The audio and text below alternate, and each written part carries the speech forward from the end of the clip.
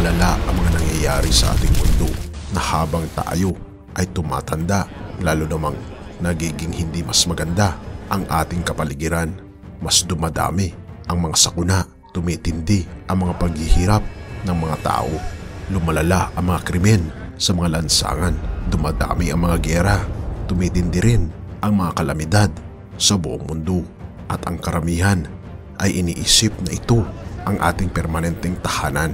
Ngunit ang tanong ay, totoo ba na darating ang ating Panginoong Diyos at kukunin tayo sa langit na bayan? Ano ang sinasabi ng Panginoon patungkol sa bagay na ito? Ating pag-usapan mga kaibigan ang patungkol sa pangalawang pagparito ng ating Panginoong Hesus. Totoo kaya na siya ay darating sa pangalawa? Atin itong pag-usapan mga kaibigan.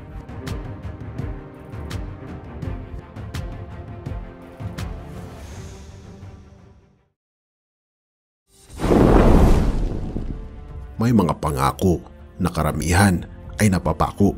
Kalimitan kasi ay hindi nagiging totoo ang mga sinasabi ng mga tao. Ngunit pag ang Diyos ang nangako, ay talagang ito ay matutupad at hindi pwedeng hindi, sapagat ito ang nais ng ating Panginoon, ang matupad ang lahat ng kanyang mga sinasabi. Dahil hindi sa Diyos kung hindi natupad ang kanyang mga sinasabi.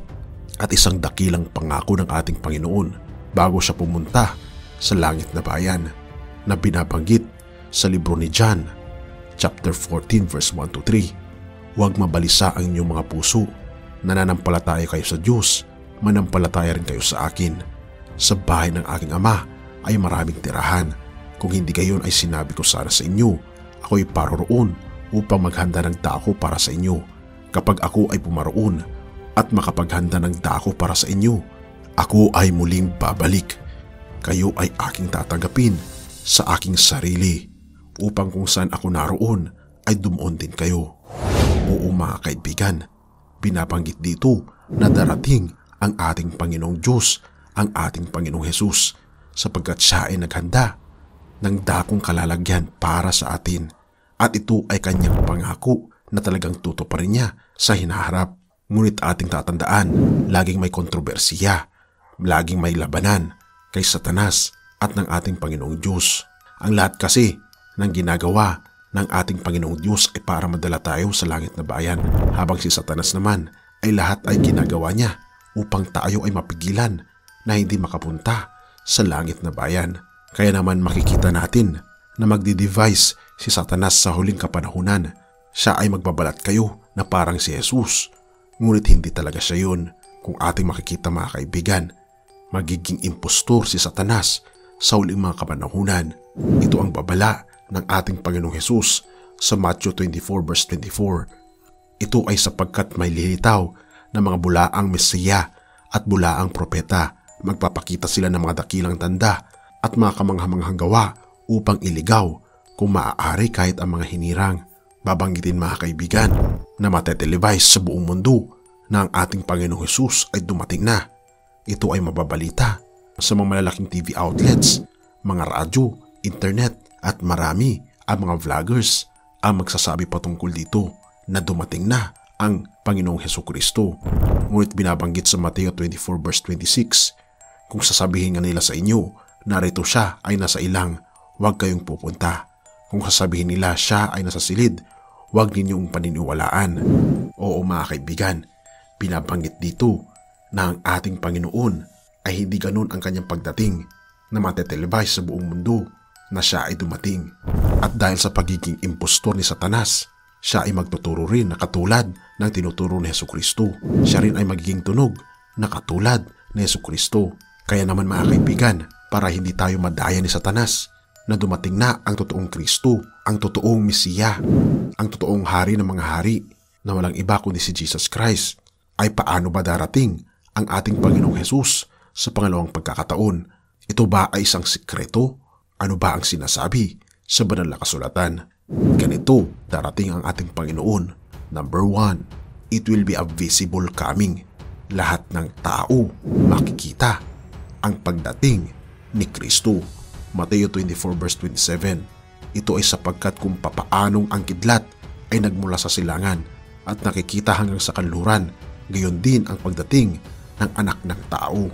Oo mga kaibigan, sa pagdating ng ating Panginoong Hesus, hindi yung katulad ng matetelevise, sapagkat sa pagdating ni Hesus, magkakaroon ng kidlat na mula sa silangan hanggang kanluran ay kita ng mga mata. Revelation 1 verse 7, narito, dumarating siyang kasama ng mga lapaap at makikita siya ng bawat mata. Lahat ng mga mata ay makikita ang pagdating ng ating Panginoong Diyos, kahit na ang mga bulag ay makakakita sa pagdating ng ating Panginoong Hesus. Makikita nila, Mateo 24 verse 30, makikita nila ang anak ng tao na dumarating sa mga ulap ng langit na may kapangyarihan at dakilang kalulhatian. Makikita mga kaibigan na siya ay parating na. Pangalawa mga kaibigan, it will be a dramatic and audible coming. Oo mga kaibigan, maririnig siya ng lahat at magiging dramatic ang pagdating ng ating Panginoong Hesus. Revelation 16 verse 18 to 20, nagkaroon ng mga sigawan, mga kulog at mga kidlat. Nagkaroon ng napakalakas na lindol. Simula ng magkatao ang daigdig ay hindi pa nagkaroon ng lindol na kasing laki at kasing lakas nito na nangyari sa lupa. Ang dakilang lungsod ay nahati sa 3 bahagi. Ang mga lungsod ng mga bansa ay bumagsak. Ang bawat pulo ay nawala. Walang sino mang makakakita ng anumang bundok. At kung ating makikita at mapapansin mga kaibigan, hindi ito secret rapture, kundi ito talaga ay rapture. Talagang maririnig ng lahat, talagang magkakaroon ng mga kalamidad pagdating ng ating Panginoong Hesus. At ano ang mangyayari mga kaibigan sa pagkakataong ito? Ang mga namatay kay Kristo ay unang mabubuhay. 1 Thessalonians 4 verse 16, sapagkat ang Panginoon din ang siyang bababa mula sa langit na may isinisigaw na utos, na may tinig ng pinunong anghel at may trumpeta ng Diyos, at ang mga patay kay Kristo ay unang magpabangon. Pagkatapos nito, tayong mga buhay at naririto pa ay kasama nilang aagawin sa mga lapaap upang salubungin natin ang Panginoon sa hangin. Sa gayon, makakasama natin ang Panginoon magpakailanman. Ito mga kaibigan ang binabanggit dito, na lahat ng mga namatay kay Kristo ay muling mabubuhay. Mabubuhay ng mga muli ang ating mga mahal sa buhay. Isang dakilang reunion sa bawat pamilya na una nang nahimlay ang kanilang mga mahal sa buhay. 1 Corinthians 15 verse 51 to 53, narito sinasabi ko sa inyo, ang isang hiwaga, hindi lahat sa atin ay matutulog, ngunit lahat ay babaguhin. Lahat ay babaguhin sa isang iglap, sa isang kisap mata, sa huling pagtunog ng trumpeta, dahil ang trumpeta ay tutunog at ang mga patay ay ibabangong walang kabulukan at tayo ay mababago. Ito ay sapagkat kinakailangang ang may kabulukang ito ay maging walang kabulukan at ang may kamatayan ito ay maging walang kamatayan. Oo mga kaibigan, ito ay binabanggit sa banal na kasulatan na pati ang mga tao ay mapapalitan ang mga katawan ng isang katawan na hindi na mamamatay pa. Ang mga matatanda ay magiging bata ang kanilang itsura. Wala nang sakit at lahat ay malusog ang magiging katawan. So paano darating ang ating Panginoong Hesus, mga kaibigan? Kung ating mababasa mga kaibigan ang Acts 1 verse 10 to 11, ito ang panahon nung si Jesus Christ ay pinagmamasdan ng kanyang mga disipulo na siya ay paakyat na sa langit. Sabi dito, nang nakatitig sila, ang mga disipulo, habang siya ay pumapaitaas, si Jesus Christ, narito, 2 lalaki na nakaputing damit ang tumayo sa tabi nila. Sinabi ng 2 lalaki, kayong mga lalaking taga Galilea, bakit kayo nakatayo at nakatitig sa langit? Itong si Jesus na dinala sa langit mula sa inyo ay babalik din, katulad ng pagpunta niya sa langit na inyong nakita. Oo mga kaibigan, ang Jesus na umakyat sa langit ay siya rin ang Jesus na babalik. Ang Jesus na umakyat ay siya rin ang bababa mga kaibigan, na Jesus upang tayo ay kunin niya. Number 3, ang pagdating ni Jesus mga kaibigan ay magiging glorious. It will be a glorious coming. Mateo 25 verse 31, darating ang anak ng tao sa kanyang kalulhatian kasama ng mga banal na anghel. Oo mga kaibigan, siya ay may mga kasama at maraming mga anghel ang kanyang kasama. Ang tanong ay gaano ba karami ang mga anghel na kasama ng ating Panginoon? Sobrang dami mga kaibigan. Binabanggit sa Revelation, 10,000 times 10,000s of thousands ng mga anghel ang kasama ni Jesus Christ. Revelation 6 verse 14 to 17, ang kalangitan ay nawalang katulad ng balumbong, nilulon. Ang bawat bundok at bawat bulok ay naalis sa kinalagyan nila. Ang mga hari sa lupa, mga dakilang tao, mga mayaman, mga pinunong kapitan, mga kapangyarihan, ang bawat alipin at bawat malaya ay nagtago ng kanilang sarili sa mga yungib at sa mga bato sa kabundukan. Sinabi nila sa mga bundok at mga bato, bagsakan ninyo kami, itago ninyo kami mula sa mukha ng nakaupo sa trono ng Diyos.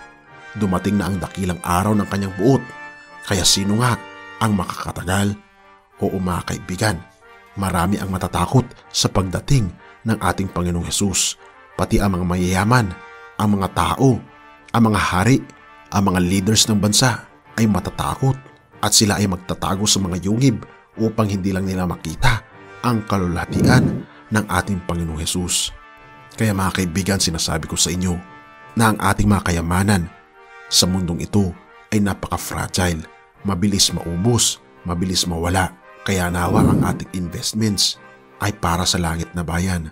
Ihanda natin ang ating mga sarili sa pagdating ng ating Panginoong Hesus. At ang tanong mga kaibigan, gaano kalapit ang pagdating ng ating Panginoong Hesus? Mateo 24 verse 6 to 10. Ito ang mga senyales na malapit nang dumating ang ating Panginoong Hesus. Maririnig na ninyo ang mga digmaan at mga balibalita ng mga digmaan. Ngunit huwag kayong mabalisa sapagkat ang mga bagay na ito ay kinakailangang mangyari. Ngunit hindi pa ito ang wakas. Ito ay sapagkat babangon ang isang bansa laban sa isang bansa at babangon ang isang paghahari laban sa isang paghahari. Magkakaroon ng mga tagutom at mga salot at mga lindol sa iba't ibang tako. Ang lahat ng mga ito ay pasimula ng sakit na nararamdaman ng isang babaeng manganganak. Marami ang matitisod at magkakanulo sa isa't isa at mapupuot sa isa't isa. Maraming lilitaw na mga bulaang propeta at ililigaw ang marami. Dahil sa paglaganap ng hindi pagkilala sa kautusan ng Diyos, ang pag-ibig ng marami ay manlalamig. Ngunit siya na makapagtitiis hanggang wakas ay maliligtas. Ang ebanghelyo ng paghahari ng Diyos ay ipapangaral muna sa buong daigdig upang maging patotoo sa lahat ng mga bansa. Pagkatapos ay darating na ang wakas. Oo mga kaibigan, ang mga ito ay nangyayari na sa ating mundo. Nagkakaroon na ng mga bagay na nakakatakot sa ating mundo, pati ang mga ugali ng mga tao ay isang sinyalis din na malapit nang darating ang ating Panginoon. Ngunit higit sa lahat, ang mensahe ng kaligtasan sa buong mundo. Ito ang huling hudyat bago darating ang ating Panginoong Hesus. Kaya naman mga kaibigan, pinabanggit ko ito sa inyo sapagkat isang medium ito upang sa ganun masabi sa inyo na malapit nang darating ang ating Panginoong Diyos. Ihanda natin ang ating mga sarili dahil nais niya na tayo ay makapiling niya sa langit na bayan. At sa pagdating ng ating Panginoong Hesus mga kaibigan, Revelations 19 verse 16, may nakasulat sa kanya at sa kanyang kasuotan at sa kanyang hita ay naroon ang kanyang pangalan na isinulat ng Diyos, Hari ng mga hari at Panginoon ng mga Panginoon. Mga kaibigan, handa ka na ba na dumating ang ating Panginoong Hesus? Hinihintay ka niya